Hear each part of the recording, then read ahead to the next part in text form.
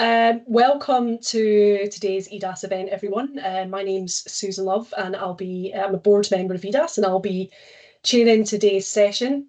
We're really pleased that we've got such a big turnout today. Some of you might be new to community wealth building.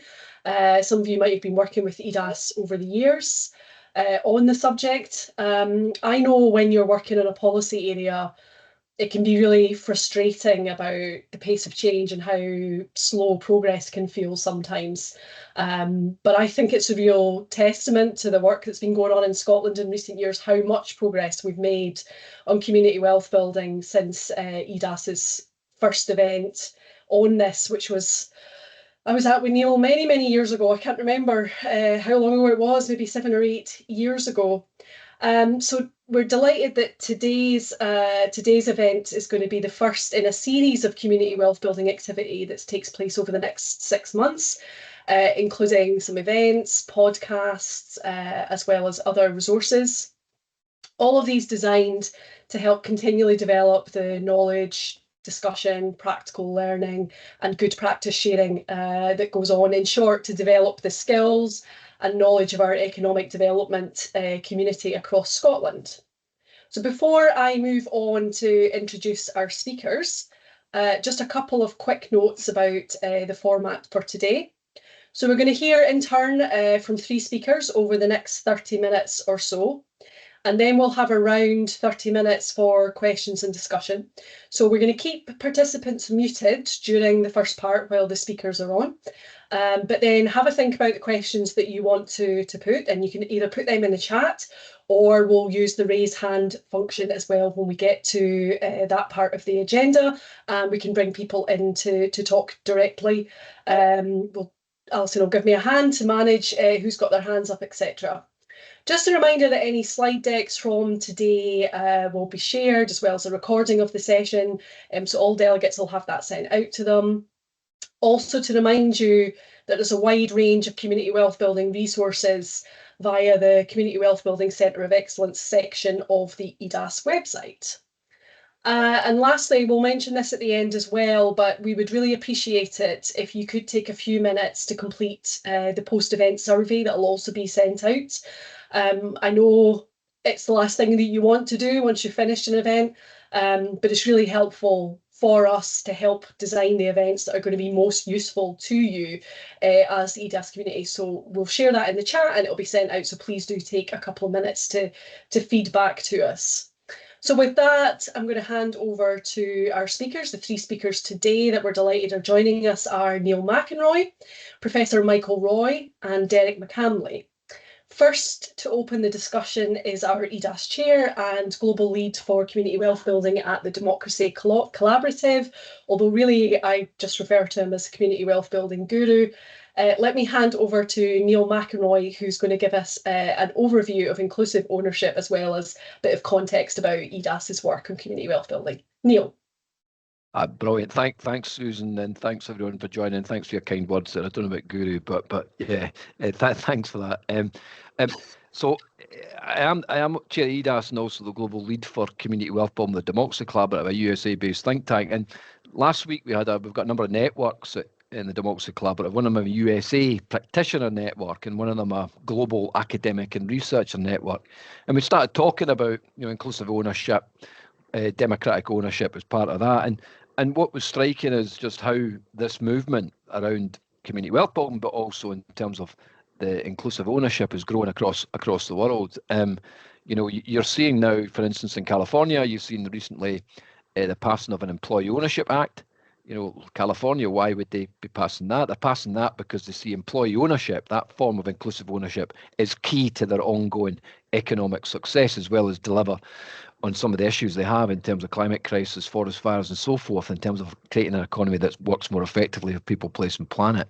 So it's growing this, and we'll explore how it's growing and how we get it to grow even more in Scotland.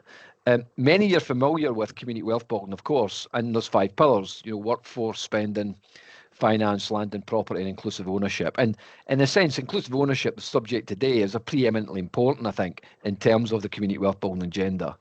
And in our work on community wealth building in Scotland, there's kind of what we call as three legs to the stool. There's been a number of practice taking place in local authorities and other organisations across the country around those five pillars. There's been a range of policy considerations around those five pillars, including eminently this parliamentary term, some legislation, primary legislation on CWB. And there's also been movement building, which is kind of spreading the word around community wealth building. And in that, the programme that this is the first of that Susan alluded to, our Community Wealth Building Centre of Excellence that was hosted by EDAS. That will be a series of podcasts, webinars, this being the first one, events. We're going to refresh the Community Wealth Building and Guide. And we've also got a video in production at the moment, which will kind of say a little bit of where we're up to with CWB in Scotland. Also, and this work is sponsored by the Scottish Government, and also concomitant to that is work by the Improvement Service and Slade and the local government community are running a Scottish community wealth building practitioner network. So that's really digging into the practice of CDB, and that's a sister activity to the Centre of Excellence activity.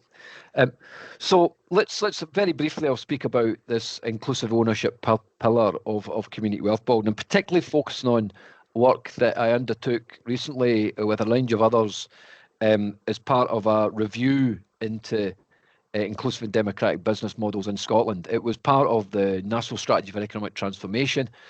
I chaired that review process, and its remit, and I'm quoting, was to undertake and publish a review of how best to significantly increase the number of social enterprises, employee-owned business cooperatives, development trusts in Scotland, supporting regional regeneration and the wealth of local communities.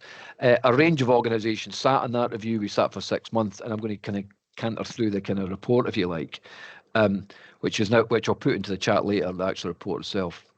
At the core here, this report and inclusive ownership, is that inclusive and democratic business models should not be seen as marginal or peripheral or something there that's like the social bit of the economy. We are saying here that inclusive ownership is central to Scotland's economic aspirations, its whole aspirations in terms of prosperity, innovation, social justice, and addressing the climate crisis. So we're saying this is not something that's an adjunct, a part of. It is actually central to the kind of things we want to achieve in the Scottish economy. And it's important to place this work, the report work and inclusive ownership in context. We're at a vital moment here in Scotland and in many places across the world. We're at as I would say, an inflection point.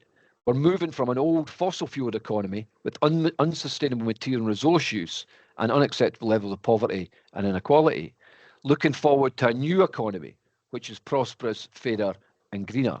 Now, we're not there yet, right? We're in that inflection point. We're in the interregnum. We're not there yet. We're all pushing hard to achieve a more prosperous, fairer and greener Scotland and move from that old, unsustainable economy.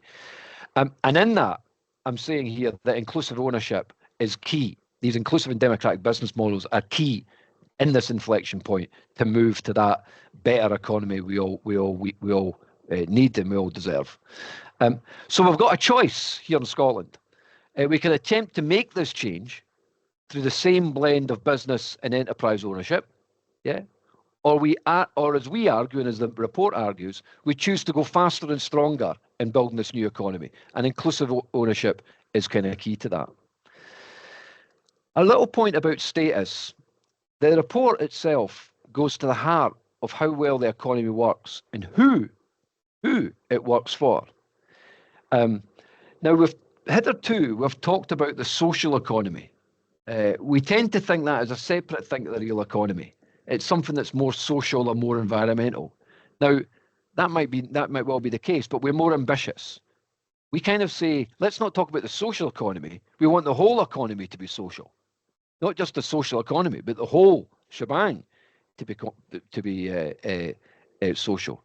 And the key thing about inclusive ownership, and get this, the key thing about inclusive ownership is, it's not suboptimal to mainstream business in productivity, wages, or dynamic or innovation terms. As the report shows, cooperatives, social enterprises, employee-owned firms, community enterprises, development trusts, they have an intrinsic ability to be more productive, with employee-owned firms proven to be good for productivity.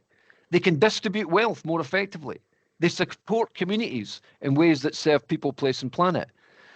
And also, in terms of the Californian example, they're actually very effective at allocating capital. They're very effective at taking surplus and reinvesting it back in the firm to create more innovative capacity within the firm.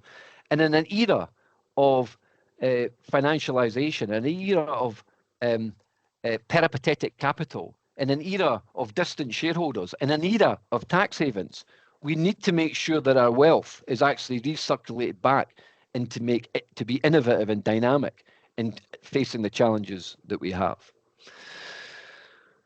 So we need to disabuse ourselves that inclusive ownership is good for social, but less good for economic gains. That ain't true. It can be just as, even more productive, dynamic, and innovative. And the third thing I think is important here is about scale. This report and inclusive ownership in CWB, it's not just about tweaks. The terms of reference to the report were key. It was about significantly increasing the number of inclusive ownership models, and to do that with practical and focused ambition. So it's not just, oh, we'll just have a little bit here, a little bit there. No, it's actually saying, hold on, we need to be really ambitious and really be bold on here. And we say we need inclusive ownership to be recognised part of the economy, and their status needs to be higher. We know there are support organisations. We hear from Derek, the great work that Derek's doing in a minute. Great. We know there's funding support. We know there's great examples. We have fora and organisations to prompt the sharing and learning, but we need to go further. Some of it's too disparate. It's not joined up. We need to see it as central to the economic development and economic mainstream in Scotland. And that is why we say we want to triple the number of inclusive and democratic business models by 2034. Not just a target for target's sake, but a target that is commensurate to the inflection point that I talked about and the opportunities that lie in front of us. Just very, very quickly now, just very finishing off, but what does the report say and do? And you can read the report, and I'll put the link in the chat, as I say. It talks about training and support. We recommend a raising of awareness and understanding of the role of inclusive democratic business models. And above all, we recommend we need to develop a clearer, coordinated plan of support, building up a more coordinated, even through a centre of excellence of community wealth building, which actually seeks to support more coordinated activity around inclusive ownership. We're not recommending new public money, but actually a better prioritisation and coordination of the various funds we've got. And on finance, we do talk about around the role of Scottish National Investment Bank and how it should have a central importance, seeing IDBMs, inclusive ownership, as key to Scotland's future economic density, and be more intentional and specific in missions that support inclusive and democratic business models, including particularly within the energy renewable sector. And we talk about also in the report about policy and legislation. More needs to be done in economic development, grant giving, procurement, commission professionals around how we view and perceive inclusive ownership models. And potentially we can look at the procurement duty that advocates for potentially inclusive ownership firms within the public sector procurement chain. We also talk in the report, and I think Michael will touch upon this, the role of right to buy legislation extended to businesses that are up for sale or of retiring owners. So finally, at the core is regarding the aims of the report and inclusive ownership more broadly. We say that inclusive and democratic business models need to run through economic thinking and strategy like a golden thread. It's not, our recommendations are not about adding on inclusive and democratic business models or merely building on what we have, but rather making a cultural shift in terms of training, support, funding and policy. Thanks for listening so far, and I'll pass you back to Chair. Susan. Thanks, Neil. Thanks for starting off the discussion. So hopefully that's starting to spark some thoughts for everyone listening. So have a think about questions that might be coming up.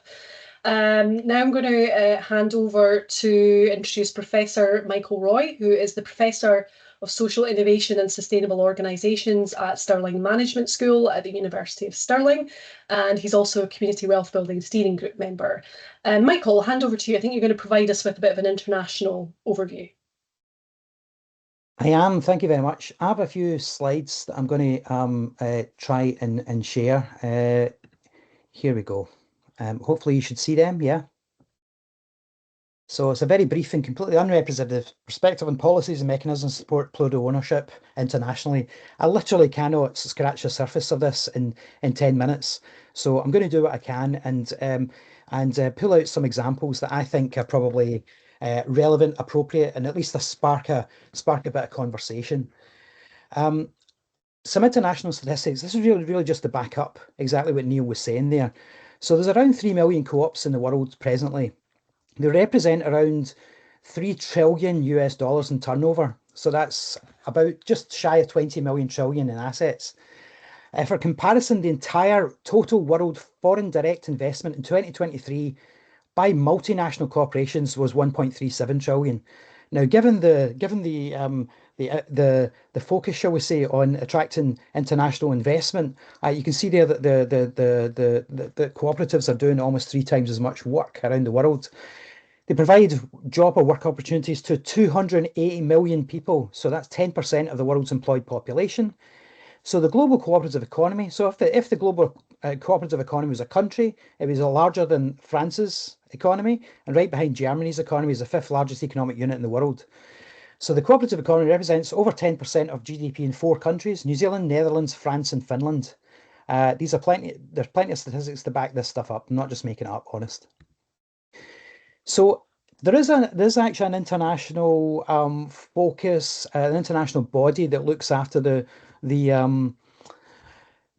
interests and pushes policy forward in terms of these organisations. Now, I broadly agree with what Neil was saying there in terms of using terms like social economy, solidarity economy, even. But the UN Interagency Task Force on Social and Solidarity Economy exists, has done for quite some time. And believe it or not, this is one sentence. What is the social and solidarity economy? I'm probably not going to read it out to you, but I just want to pick out some. They're based on the principles of voluntary cooperation and mutual aid, democratic and/or participatory governance, autonomy and independence, the primacy of people and social purpose over capital, and the distribution and use of surpluses. So they inspire to long-term viability, sustainability. See, I said I wasn't going to read it out, and there I am halfway through it already. But you get the gist. These are important organisations, incredibly important throughout the real economy around the world. And there is actually an interagency task force on social solidarity economy that exists. Now, I'm going to dive down into one of the countries that is often pointed out when we speak about specific policies or organizational forms. And first of all, Italy. I'm going to touch on Italy in a couple of different ways. So first of all, social cooperatives, the co-op form, just as it had existed across the whole of Europe, as the Industrial Revolution created such social upheavals, the co-op form started to move all across Europe. But this particular example was actually due to the closure of mental hospitals, particularly in Trieste, in northeastern Italy, where they also closed down the mental hospital, and were thinking, well, what are all the people going to do? We need to find jobs for them.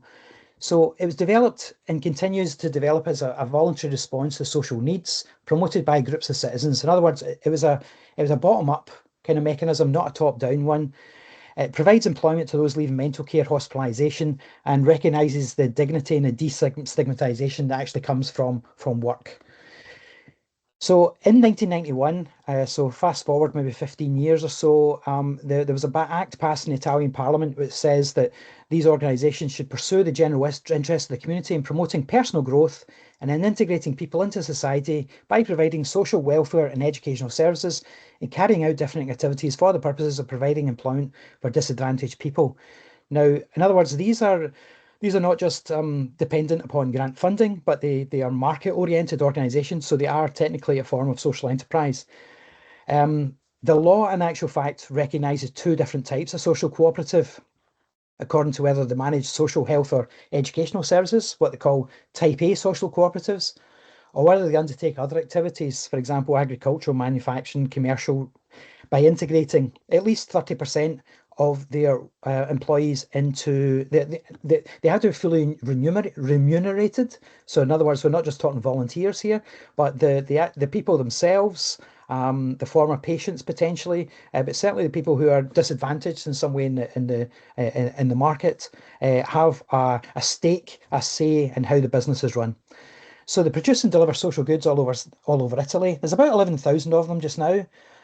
They get funding from public financing, and I said already that they get market-based. They do market-based activity to support the running of the organisations. So it's the archetype of what we call the work integration social enterprise, or the WISE. Now this idea spread all over Europe. So there was laws passed in Portugal, Spain, France, Greece, Belgium, Slovenia, Finland, Poland, etc., including in the UK and the creation of the Community Interest Company form back in 2003-04. I should also say in Northern Italy, they have the European Institute for Cooperatives and Social Enterprises. The folks in Trento, I know them well, I work with them and I have done over quite a number of years. They do a lot of great work in this particular area. But I wanted to also speak about what we call the Marcora law. So this is a law which allows redundant workers to use their unemployment benefit to capitalise a buyout of a cooperative. So it forms a part of a kind of welfare bridge from unemployment to self-employment, if you like. So it was passed in 1985. It provided for a specific fund, which was to help save companies. This is for companies in crisis. So it invests either in new cooperatives set up by employees who have been laid off, but effectively it supported, the fund helped to capitalise, so it's capitalised by the state, but it's managed on an ad hoc basis by a range of cooperative federations, of which there are many in Italy. Invest in the share capital of what we call Phoenix cooperatives. So these are cooperative buyouts, if you like. So up to 3 times what the employees can invest, up to a maximum limit of 3 years unemployment benefit. So in return for this capital buyout, the employees lose their right to unemployment during that period, should the cooperative fail. It's encouraged similar laws, for example, in Spain, and indeed worker recovered enterprises in Argentina. So there's lots going on around the world based upon these various principles, although the actual specifics might change from place to place. Now, the other place that is cited as being a place that is an epicenter for social and solidarity economy is Quebec in Canada. Now, the social economy in Canada, in Quebec, sorry, is represented by 2 primary organisations, and it's the second I really wanted to talk about, the Chantier de l'Économie Sociale. So Le Chantier was established in the late 90s. It represents what we call these collective enterprises. They use the sale of goods and services to meet social need of the members of the community more broadly. More specifically, these enterprises must produce goods and services, have a non-profit constraint or a distribution of profits limited to members. In other words, it has the asset lock there. They need to be independent of the state, and they need to be governed democratically. Now, the governed democratically bit is really fascinating, particularly in terms of our conversation today, and a focus on inclusive ownership, because of course, just because there are X number of social enterprises, do not necessarily follow that these organisations are democratically constituted. So the social economy is strictly defined in Quebec, however, as organisations constituted as non-profit or cooperative. So in other words, private businesses with a social mission, which other countries, including UK, might consider them as social enterprises, are not actually part or formed part of this ecosystem. That's not to say they don't exist. They just not considered as being part of the social and solidarity economy in Quebec. So it's felt the collective ownership aspect and the legal cementation of this social mission are crucial for maintaining the sector. So they put a very firm emphasis upon inclusive ownership. And indeed, a lot of other countries, particularly across Europe, their social enterprises are in fact, they're absolutely about collective ownership. They're about inclusive and democratic ownership, and so on and so forth. Okay, now I just want to finish on this slide here, reflecting upon some of the work and the project we did on inclusive and democratic business models that Neil focused on earlier.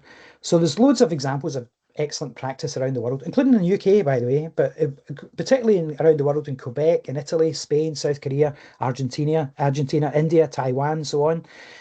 But they are known throughout the world, often using the social and solidarity economy language. So social economy is most commonly used in the Francophone world, and solidarity economy in the Hispanophone world, particularly in South America and Latin America. So there's an international apparatus also for supporting and encouraging good policy and practice and co-production via the UN agency's Interagency Task Force. But the social and solidarity economy is not just about social enterprise, but those co-ops, mutuals, everything in between. The boundaries between these types of organisation are often very blurred indeed. So I didn't say who I am at the start, but I was introduced anyway. But I use the term social innovation. I was Professor of Social Innovation, which is collaborative approaches across sectors to address deep-seated social problems, stuff like that. So that's why it's social innovation, and not social and solidarity economy or social enterprise or anything else. But there we go. That was a whistle-stop tour. Thanks, Michael. A lot of ground covered there in a short space of time, and I'm sure that's going to provoke more questions from the audience. So just a reminder, you can put your questions in the chat, or there'll be an option to raise your hand and come on and ask a question. Now, let me hand over to our final speaker of the afternoon, Derek McCamley. Derek is Head of Business Services and Inclusive Models at Scottish Enterprise. Derek, you're going to share your perspective from the agency. Yep, will do. Thank you for that. Can you let me know those slides I've got okay? Yep, can see that. Brilliant. Okay, thank you. Okay, first I'd like to thank EDAS for inviting me along today to speak about some of the good work in progress within inclusive ownership, but also for the opportunity to listen and learn about the topics that Neil and Michael have gone on about there themselves about inclusive models, because myself I've took on this new role for the Head of Business Services Inclusive Models in recent months. So I've taken on responsibility for our Crop Development Scotland service, as well as an Inclusive Models team led by Dara. So despite being in economic development for myself for the last decade, I'm in the midst of my own learning journey for inclusive models and community wealth building. So I do find these events really useful and the discussions valuable in moving myself up that learning curve. And it's helped me improve my understanding for the case for mainstreaming IDBMs more within the Scottish economy. And even in these last few months, I think the good news for me is that the case for IDBMs, as Neil was alluded to at the start there, and the impact they have in the Scottish economy is a compelling one. So I'll highlight some of that over the next 10 minutes, where I'm going to take you through some of the components of the architecture of inclusive ownership in Scotland, particularly in relation to employee ownership and co-ops. So here on screen, we have the three key models that are widely attributed to inclusive businesses.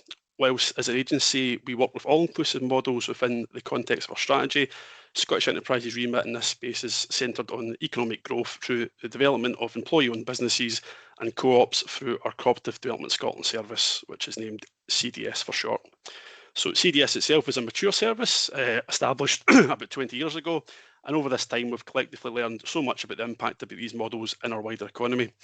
The term inclusive models refers to plural ownership of the economy. It's also sometimes referred to as inclusive ownership. And an inclusive model we see equals greater equality through the positive social impact, fairer profit distribution, shared ownership, and providing a voice to everyone within the organisation. So looking at employee-owned businesses, these tend to be committed to social objectives and to reinvest in profits they make within their social mission. The majority of employee-owned companies are profitable commercial businesses. Equally, they're not usually cooperatives, which can include organisations owned by customers and or members that are bound by certain operating principles. And Scotland is doing well. They are the third largest area in the UK for employee ownership outside of London and South East England. And there's no doubt that the Scottish Government's objective to reach 500 employee-owned businesses operating in Scotland by 2030 has added to the awareness, interest and momentum visible across the network of businesses in Scotland. Our ongoing research tells us that we now have over 300 employee-owned businesses in Scotland, and this reflects a significant increase in awareness of adoption of the model, both through policy and peer advocacy. We've recorded a 47% increase in the numbers of employee-owned businesses in Scotland since the 2022 CDS census. Of these, more than 202 are headquartered in Scotland and are contributing a combined turnover of around £1.4 billion and employing around 7,600 people. With all this progress, we're well on the way to meeting the 2030 target, which felt a lot more challenging 5 years ago. In terms of co-ops, Scotland performs well within the UK. Census data tells us we have 595 co-ops in Scotland, between them generating 1.9 billion of income and employing over 8,300 people. The indicators are that co-ops are a very resilient business model, with 81% of co-op startups still flourishing after the difficult first 5 years in a business's life cycle. This compared to only 39% of all new companies within that same time period. So this gives us a kind of sense and size of the scale of the cooperative models in Scotland and their contribution towards the economy. So we know that both co-ops and employee-owned organisations are viable commercial entities that form a growing IDBM sector across all geographies, represented across multiple industries. And of course, inclusive models are also shown to be more productive. So numerous studies confirm that employees who have a stake in their business are more productive, more committed to the success of that business, which holds true for both co-ops and employee-owned businesses. And what we have on screen here is information drawn from our latest CDS employee ownership census taken from earlier this year, showing that businesses benefit quite a lot after becoming employee-owned, including a 20% increase in performance, driving revenue increases of up to 43%. There's a 25% more likelihood of seeing profits grow in the 5 years post-transition to the model, and there's a 50% more likelihood of investing in R&D. And what we found is that employee-owned businesses show stronger employee retention rates, as well as also reporting an 8 to 12% more productivity per employee. So where are we today? So Scotland's ahead of the game through the Cooperative Development Scotland support body, which covers both employee ownership and membership co-op models. We're not the only provider of support, but our position is key in helping Scotland move towards a wellbeing economy. In terms of how we are already addressing this agenda, the good news is Scotland is performing strongly compared to the rest of the UK, and that has been attributed to the existence of CDS by both our partners and our census findings. Scottish Enterprise hosts the CDS service, which operates as a dedicated market building and support service for co-ops and employee-owned businesses. The service covers all of Scotland, so working in partnership with Highlands and Islands Enterprise and South of Scotland Enterprise, as well as all other intermediaries and aligned services, is critical to making sure we reach around all corners of Scotland. The CDS service has a specific remit based on 4 kind of key pillars of activity. These are practical advice and support, which help businesses and entrepreneurs with the transition and adoption of employee ownership or co-op models. The team do a great job providing specialist advice and support to ensure the key elements of governance, culture and structure are understood and supported. We also have responsibility for market building, which includes CDS activities like the podcast, blogs, and our programme of masterclasses and webinars, which are designed to promote and engage business leaders and advisors around the value and impact of these inclusive models. We also conduct research and knowledge sharing, gathering knowledge and insights through national data and conducting our own research, helping to understand and share international best practice. And of course, key to all this is collaboration. Collaborating with Scottish and UK partners alike, like Co-ops UK and Employee Ownership Association, as well as working with Scottish Government and the wider IDBM ecosystem in Scotland, most recently done to support the work for the IDBM review report and its recommendations. And just to expand a little bit on the pillar around support and advice, I have on screen here a summary of our 2 main mechanisms the team can access to provide support beyond their own internal capabilities and expertise. And this is instrumental in the growing body of co-ops and employee-owned businesses. Our ability to work closely with our entrepreneurs to ensure their interest is explored and their understanding of the business model is clear, and crucially that they're paired with the right experts at the right time to get them through the journey to address financial, legal and cultural considerations.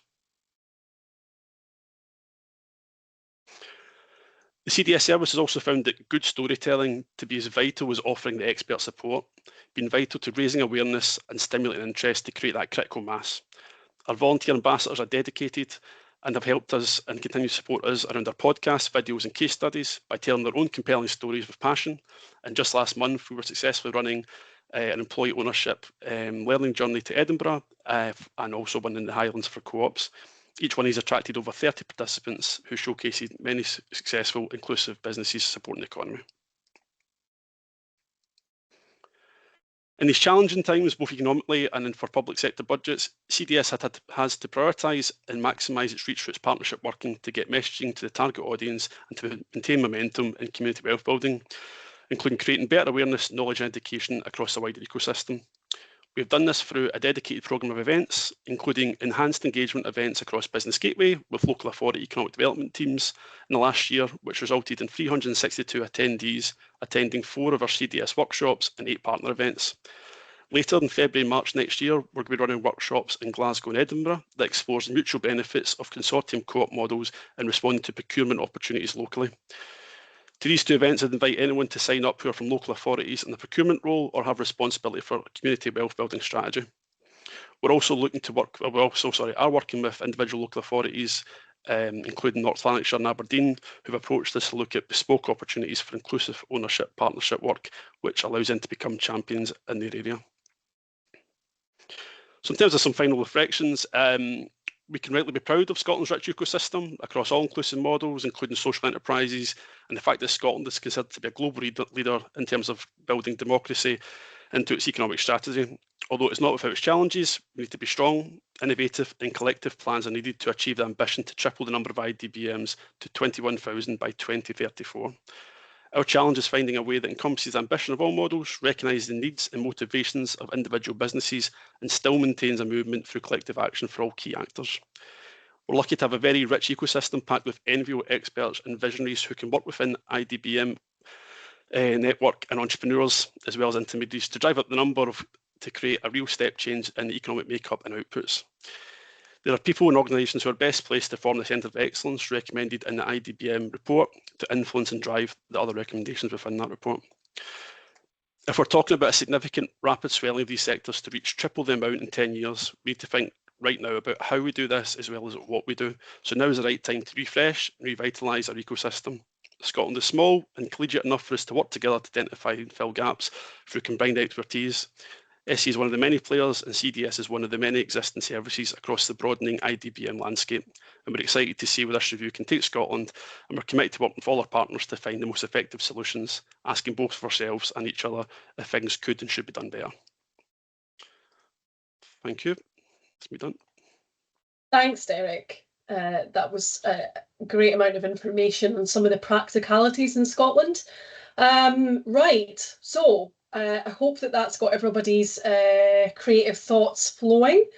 We've got just over half an hour for question and discussion now, so time to put your questions in the chat box, or you can raise the hand function if you want. I can't see any hands up at the moment, so just while we're waiting, oh, there we go, James Proctor. Hi there, folks, and thanks for that. I really appreciate the insight. I'm James Proctor. I'm a community development specialist with South of Scotland Enterprise, and a couple of people in this call know me from previous cooperative stuff in Cox UK, etc. Pretty sort of blunt question, really, and you know, hope would be interested in your views. But basically, why are there not more cooperatives and inclusive businesses in Scotland? And what do we need to do differently to change that? Thanks, James. Yes, exactly the same question that was on my mind. Neil, perhaps you could go first. You touched in your presentation talking about the report about the need not to tweak, but to massively upscale our ambition. So to James's point, what did you find doing the report? Why isn't there been a faster progress in this? It's a really great question, and the report covers it in part, James. Look, we're doing good, right? And I think, Derek, you know, we're doing this. Firstly, I would say strategic point is that it's not seen as central to our economic strategies and our economic planning and our economic policy. It's that point about a little bit peripheral. So I think that is what needs to happen. It's the status and recognition. And all, secondly, more, there's something around, you know, the culture. Derek touched upon the individual the motivations of individuals, the culture we have here. You know, how is this landing in our schools? How is it landing in our further education colleges and our universities? How is this landing in terms of being an option for individuals to pursue a career path within an employee-owned firm or a co-op, or so be it? I think there's something here about the culture in Scotland that we need to start to turn the dial on too. And then I think more marginally, though it does covered in the report a lot, you know, we have got a lot of support, but is it unified? Is it central enough? Is it maybe a little bit too disparate? It's not joined up and coordinated enough. I mean, the enterprise agency do a great job in coordinating, but could we coordinate this more effectively at a national level? And then there's obviously funding and training and all that sort of stuff as well. There's multiple factors that the report touches upon and the recommendations all play into it. But I would say at the core of this, it all adds up to its status. You know, our economic destiny has to be hung on the growth of these types of enterprises. I think that's key. And I don't think that is really there powerfully enough. Mm. It's not absent, not powerful enough in our strategy, in our planning, and in our policy. Thanks, Neil. I'm going to come to the next question just in a second, but before I do that, I'm going to ask Michael and Derek if you'd like to come in. Michael, any thoughts? I could see you nodding along there. I've been thinking about this myself, and I had funnily enough, we had a brief discussion with the minister about it at the time, and I think there is something to do with the Thatcherite legacy, actually. Cooperatives are seen as a bit old-fashioned. In fact, employee ownership is seen as a bit old-fashioned. So but it's also inimical to the kind of enterprise culture that was introduced by Thatcher back in the 80s, which is focused on a very individualized, charismatic, heroic business leaders. And frankly, we still have that's still is still very apparent, actually, and less about collective action. But the thing about co-ops is that they were originally, not just co-ops, but other forms of democratic ownership and indeed collective action generally were introduced because of crises in capitalism and crisis. So the fact that crisis of capitalism is still there and the problem is still there, so the solution is still there as well, actually. So we need to come back to the solution that was probably invented back in the end of the 18th century and revitalise it, reinvigorate it. But the trouble is that politicians like shiny new things, you know, and not ideas that are perhaps 200 years old. And Derek, I don't want to read too much into what was on your slides, but at the end there was quite a lot about the need for more teamwork, more communication. That suggests maybe those aren't working as well as they should be.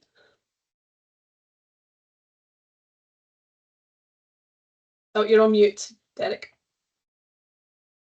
Typical. Yeah, sorry. No, I don't think it's not been working well. I think, as Neil suggested both today, but also at the IDBM report launch event, I think we could be working better. We could be streamlining things a lot more, and maybe having some more kind of shared objectives as well would be useful in that as well.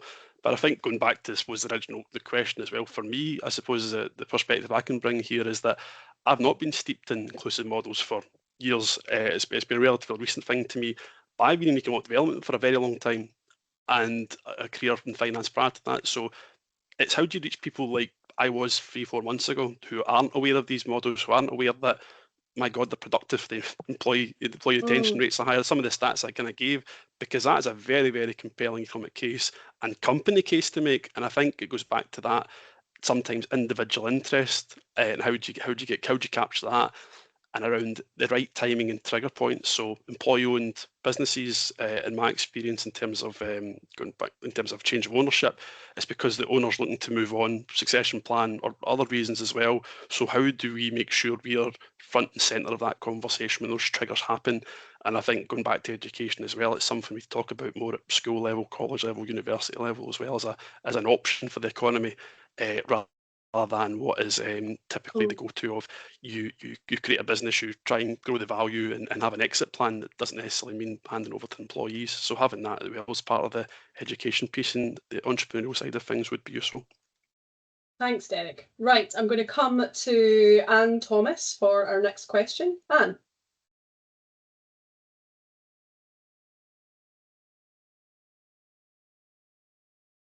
Thanks.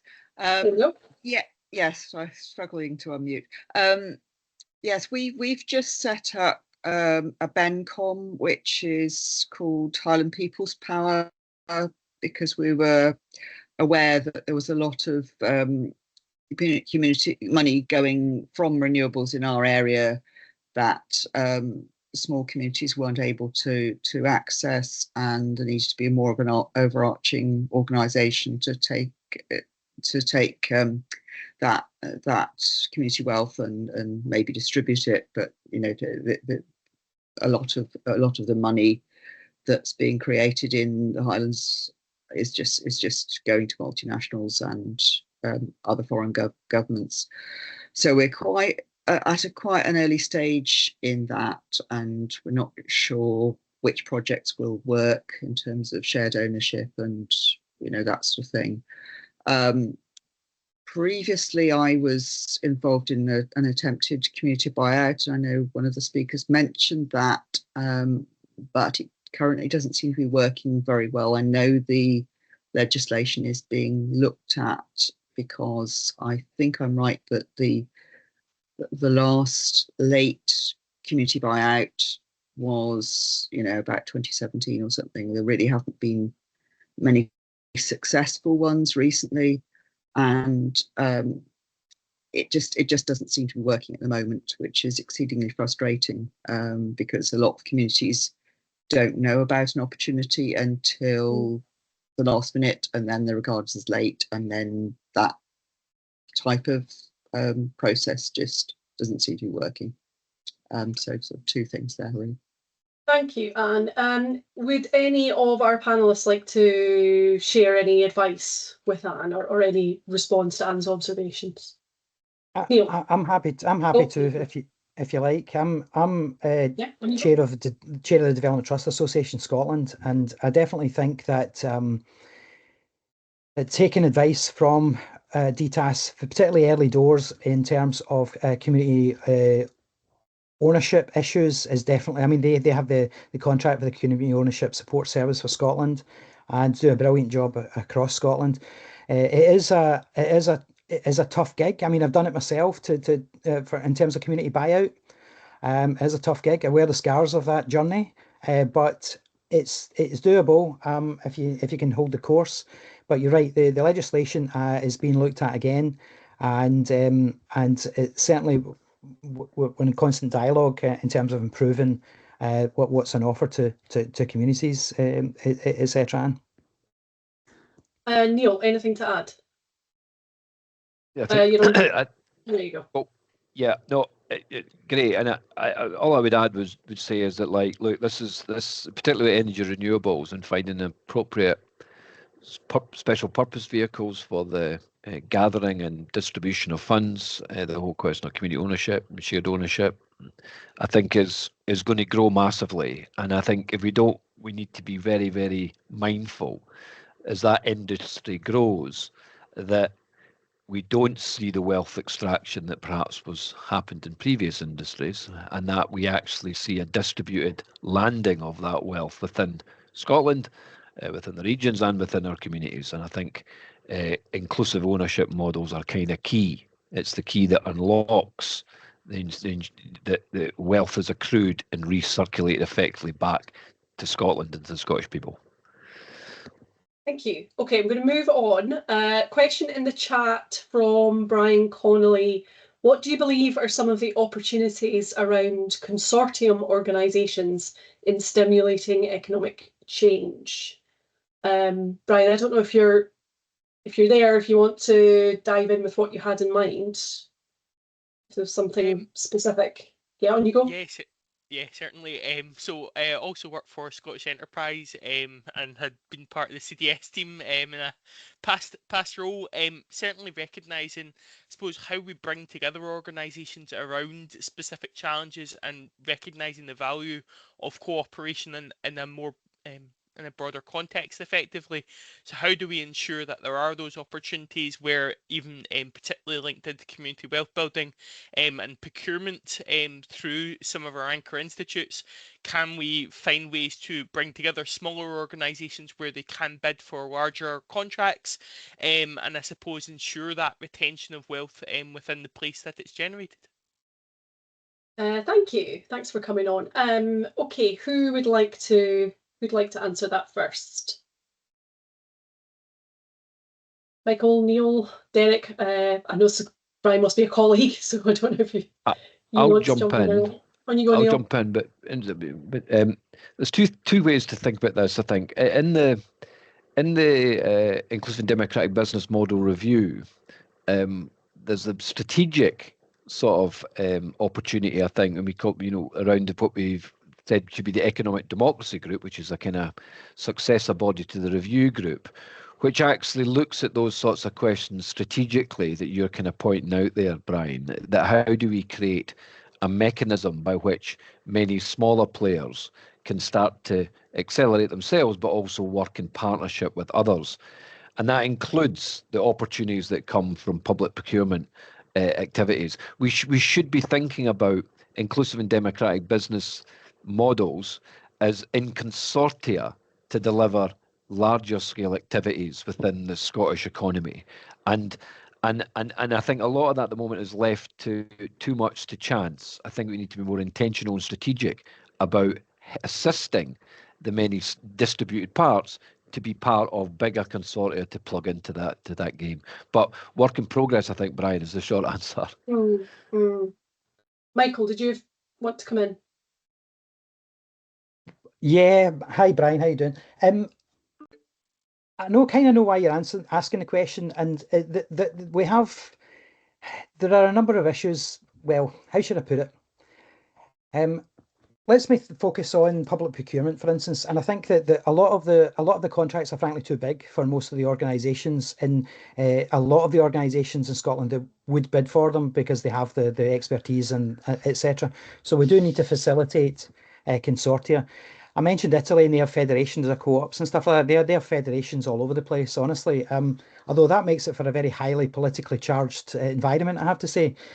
But you're right, we need to facilitate these types of partnerships. We need to facilitate these consortia. And there's also thinking about consortia across sectors as well. I'm a big fan of public social partnerships, for example. So consortia involving the public and the third sector in particular, and the private sector if they want to play ball as well. I think all that would be brilliant. How we facilitate that, I really don't know. But I think it depends on each of the contexts, because these...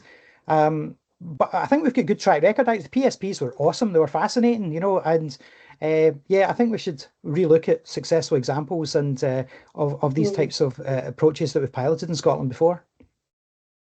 Okay, thanks, Brian. I'm going to move on to Matt Pierce, who's been very patient with his hand up. Matt. Thanks. I'm gonna jump back to I was piqued my interest with the answers to the very first question, or why aren't there more co-ops? And I was interested that the first thing that you kind of jumped to, or one of the first things, Neil, was that it's considered peripheral and it's just not part of our accepted culture in some ways. And Michael, you, in terms of it's the perceptions, it's old-fashioned, and that forgetting that co-ops are a solution to current problems that have maybe been around for several hundred years. Now, I'm interested in this because I'm coming from an organisation that we're developing a sort of visitor attraction, a cooperative discovery centre in central Scotland that slightly strangely intends to turn the cooperative heritage and history and how it can be appropriate for the future and what it is now into a heritage attraction, which is part of a local regeneration project. I'm interested in finding out, while we're developing the interpretation and exhibition that takes you through the history of co-ops, what they are, and their values and their purpose, what they look like now and how they could be useful in the future, in hand with a kind of education program within schools. What are the key messages in your minds that we need to be focusing on, that people come away with the idea? And just finally, just because sometimes we kind of think that we've managed to raise quite for a smallish development trust, a substantial amount of money into the millions to develop this.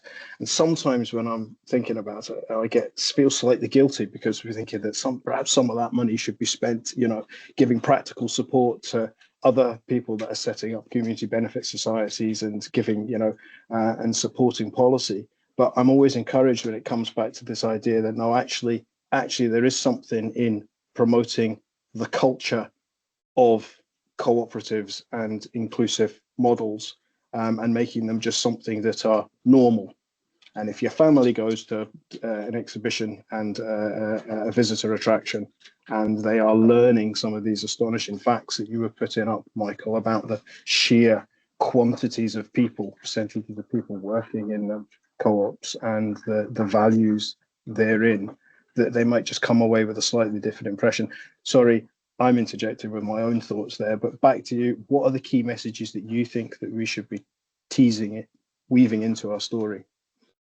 Let me go to Derek first with that question. I'll tie into that, Derek. You might not have seen there was a question for you in the chat asking about that point you'd raised about the importance of storytelling, about some of the businesses that you've worked with, specifically asking about whether there was a directory for Scottish co-ops, which somebody's answered that there is. But, you know, Matt's point about the key messages, what's your response to that? Say a little bit more about the importance of the storytelling.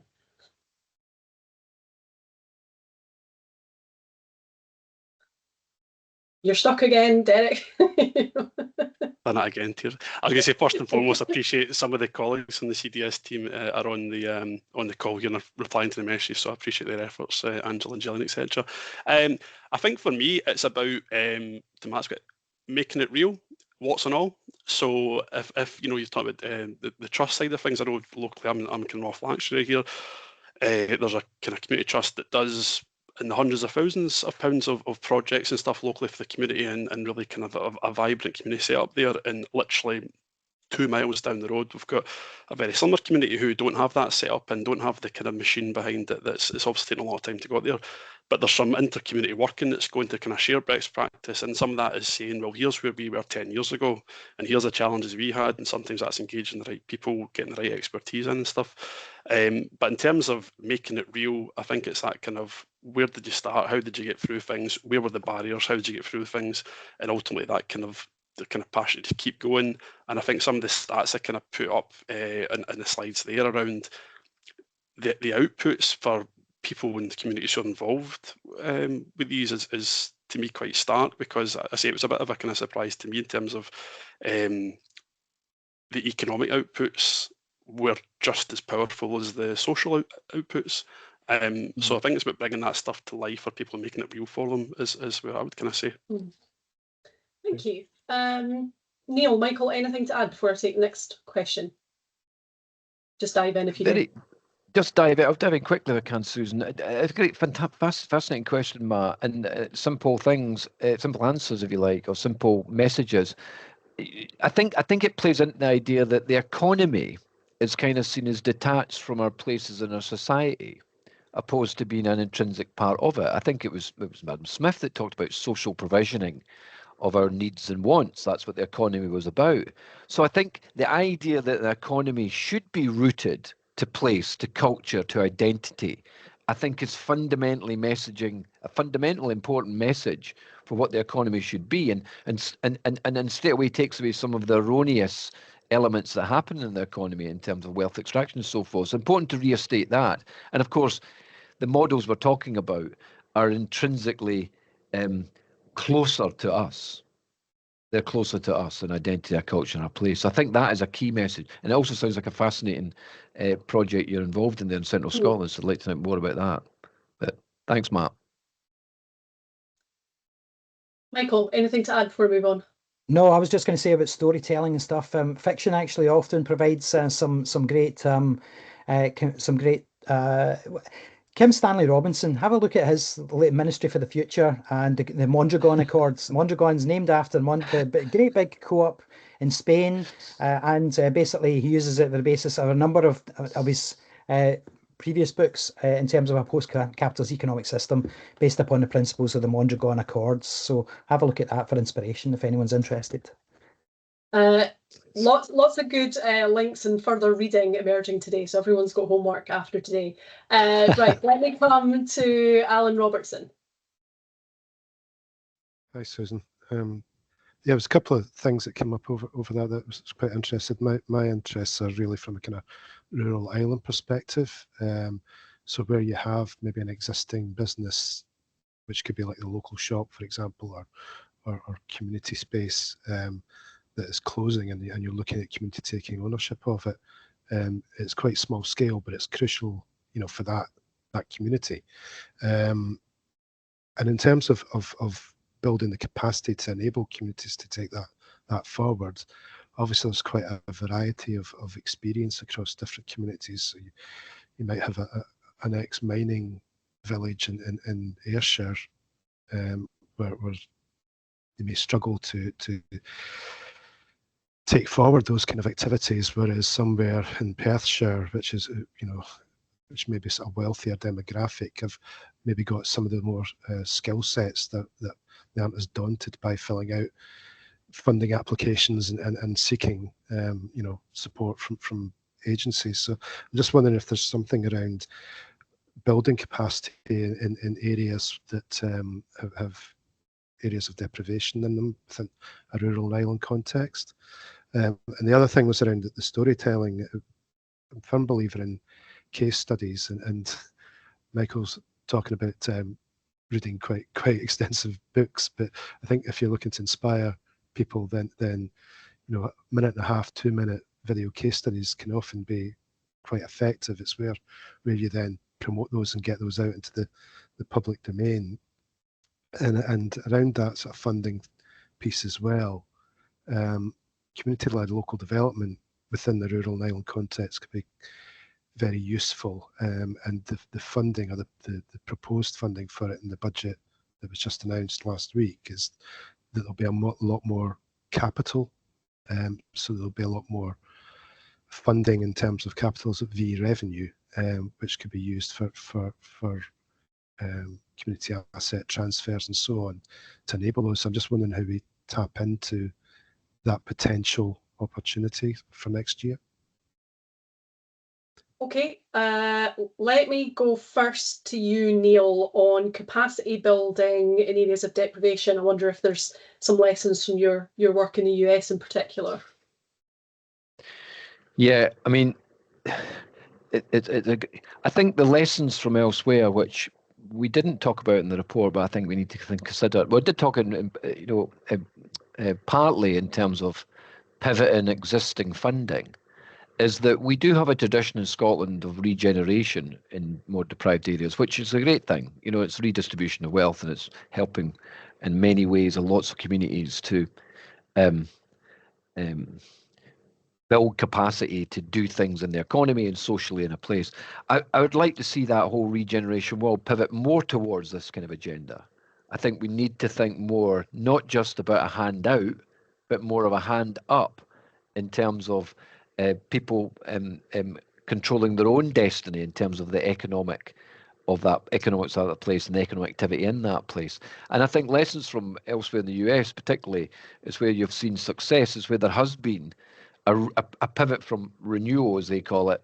Renewal monies being pivoted much more towards this economic democracy approach. And lots of the Build Back Better funds in the Biden administration had a particular stream on community wealth and on this pivoting towards that type of support architecture. So I see regeneration monies and regeneration activity is concomitant to, is supportive of this whole agenda, and I think there needs to be greater joining of them up. Also, I'd argue in terms of city deals and island deals, there's things we need to think about there in terms of having much more support through those mechanisms to these inclusive ownership models. So there's a I wouldn't say change, but there's a reorganization, a reprioritization of some of these public funding streams to enhance the capacity building around the type of things you're talking about, Alan. Thank you.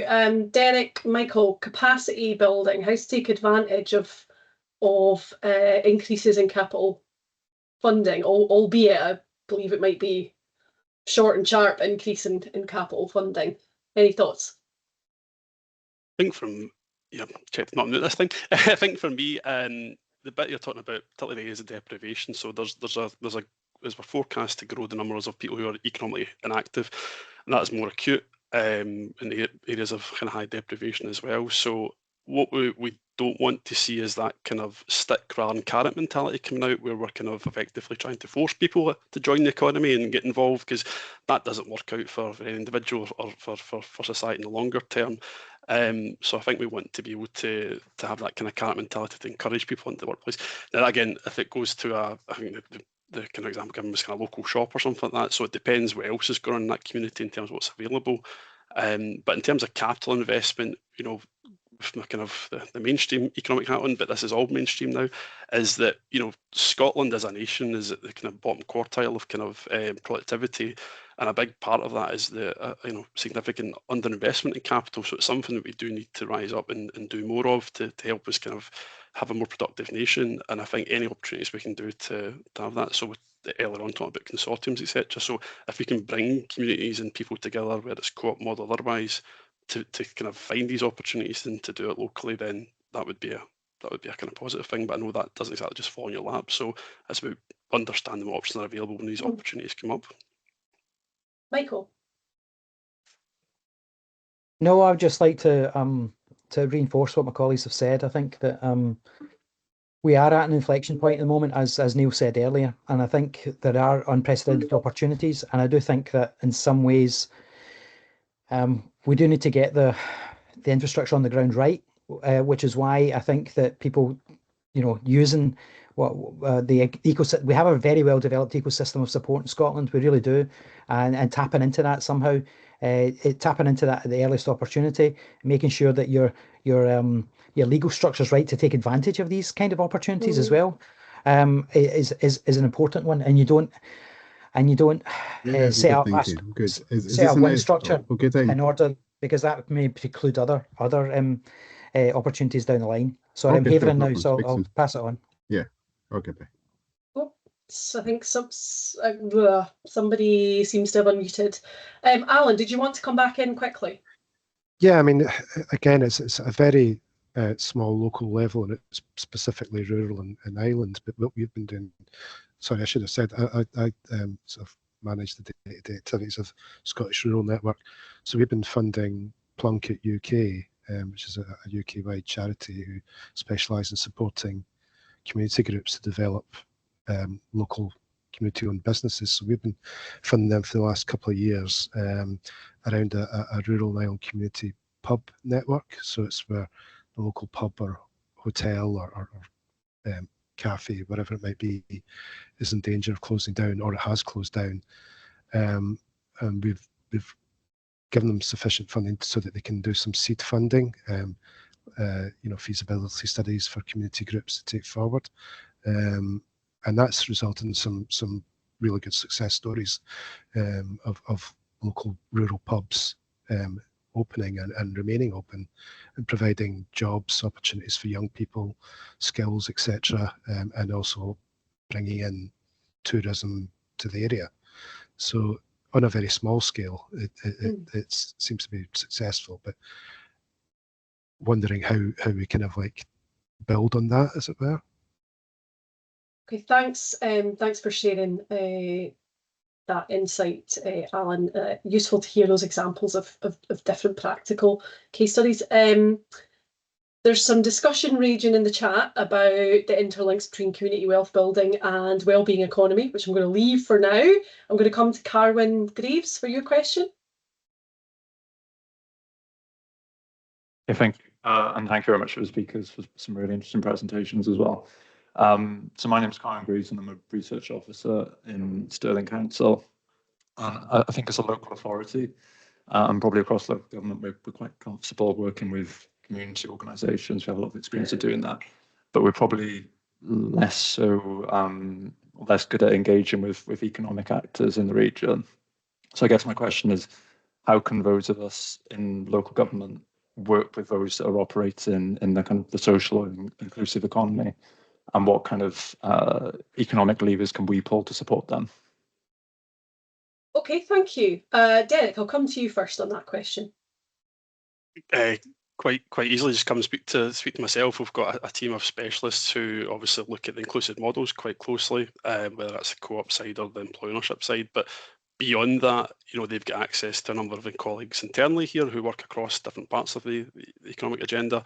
And again, like yourself, there'll be local authorities or business gateway or other kind of things that we come across day to day that aren't necessarily purely about inclusive models, but actually help people within that community in terms of building up other skills or things that other teams I work with in business services around digital transformation or skills and training and leadership. So I think come and speak to us, have the conversation, and we can help, whether it's ourselves directly within our organisation or within our kind of wider network, we can help kind of steer you to who's maybe the right people at the right time to bring into that conversation.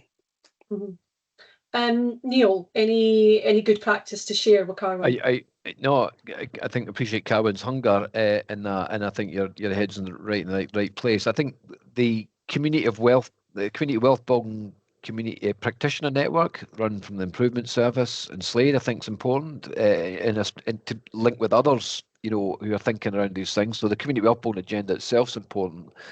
Also, the community wealth building action plans that a number of local authorities have put together, they in their very essence are about trying to reach out and have greater connection with the community social sector and those involved in inclusive ownership activities. So there's spaces there to find, Kevin. Hopefully that helps. Thank you. Right, we've got time probably for one last question, which I will dive in with if nobody puts their hand up quickly. Okay, right, I'm going to dive in. Question for all of you, again, just picking up on your sort of overview of the report and where we're at, Neil. So there's been a lot of talk through various contributions today about getting the message out and how more people that need to be brought into the discussion and mainstreaming this. But my sense is everyone here today, we're already on board, we're already, totally with the programme. What more does this group of people need to do to take steps to get that message wider? Because the people that we want to reach are maybe not as interested in coming into this discussion. So what's an action that everybody here can take away with? So I'll come to all of you, maybe Aska, for one sort of magic wand step that you'd like everybody in this community here today to take. Neil, I'll come to you first. Keep doing what you're doing, but also start to play in the appropriate networks, like the Community Wealth Building Centre of Excellence networks, and keep your eye on the community wealth building activity as it moves forward. So keep doing what you're doing, but this is all part of the movement around CWB, and I think it does need that groundswell. We're going to have the legislation. It'll need all of us aware of and feeding into that activity. So I think that's the key thing. Just keep communing, keep collaborating, and keep doing what you do. Thank you. Michael. Thanks. Some of us have sharper elbows and more power than others, I suppose, and it's about getting these things onto the conversation and linking between different policy agendas as well. Neil said the city deal stuff. I don't think that this is coming across the city deal stuff at all. Certainly not in the conversations that have been happening. So it really needs to get into that. Well, we need to make sure that it's on the agenda of particularly education and FE/HE as well, not just school, but FE and HE, particularly FE, which some of them are more advanced than others, I should say, and that goes for the universities as well. But we need to, challenge our universities as well in terms of the places as, anchor organisations within the community. They employ hundreds, if not thousands of people, some of them, and we need to challenge them to take this agenda forward. So that includes people like myself, but me to encourage my colleagues as well, and not just in business schools, but across the curriculum to work out how on earth we mobilise the folks who are not just working in business schools, but are working across the curriculum. But that would be the thing that I think there's plenty of other people who can pick off bites of the other parts of it and keep doing. But that's what I'm going to do. That's what I challenge myself to do. Useful ask, Derek. Yeah, just reflecting on this call today, actually, I think there's more we can do around making that link to the wider economy. So we're not just seen as being inclusive models here, and as Neil said, there's another economy happening over there. And I think we're a bit more bullish about that. And I say when it comes to some of the quantitative things I've looked at around the benefits of inclusive models, and actually some of those are very aligned to what we'd want for the wider economy. So why don't we think inclusive models every part of the economy? So I suppose we've got a job as a team internally, which our team do very, very well in terms of that promotion, whether that's video content, etc. But I think we need to maybe change that into a bit more of a challenging tone as to, well, why not inclusive models? Why is that not part of the conversation, regardless of what part of the economy we're talking about? And obviously looking back at things like the NSET strategy, there's a number of strands within that. Well, and I know inclusive models is part of that, but why is that not through everything as well? So I think we as a team could look at what more can we do to get that message, make it a bit more bullish, so it kind of permeates across more parts of the economic support system. Brilliant. Thanks, Eric, and a good challenge for everybody, I think, to take back to their networks. So only remains for me to thank Derek, Neil and Michael very much for the time you've taken today to lead our discussion. To all of you for the time to attend and participate in the discussion today. A reminder that a range of resources are available on the Community Wealth Building section of the EDAS website, as well as the pack that you'll get coming out after today. Please do take a second to complete the survey. This network exists to help you, so tell us what's useful, tell us what you need. Please enjoy the rest of your afternoon, and we look forward to seeing you at another EDAS event soon. Notably, just picking up with the chat, there's a wellbeing economy discussion this Thursday, and we also have a post-budget discussion on Thursday afternoon ahead of our AGM. You can find all the information on EDAS events. Thanks for attending, everyone, and have a good day.